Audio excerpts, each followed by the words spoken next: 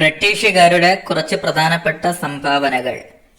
British കാലഘട്ടത്തിൽ കേരളത്തിൽ തോട്ടമേഖലയിൽ വളർന്നു വന്ന പ്രധാന വ്യവസായങ്ങൾ തേയില, കാപ്പി, റബ്ബർ.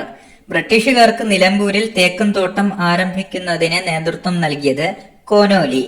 1500 ഏക്കറോളം കോനോലി വച്ചുപിടിപ്പിച്ച തേക്കിൻ തോട്ടം പിന്നീട് അറിയപ്പെട്ടിരുന്നത് കോനോലി പ്ലോട്ട്.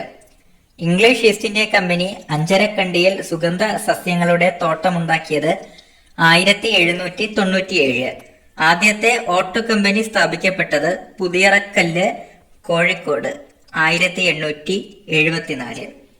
1865 മദിരാശി നഗരവികസന നിയമമനുസരിച്ച് കോഴിക്കോട്, തലശ്ശേരി, കണ്ണൂർ, പാലക്കാട്, ഫോർട്ട് കൊച്ചി എന്നിവിടങ്ങളിൽ മുനിസിപ്പാലിറ്റികൾ നിലവിൽ വന്നു.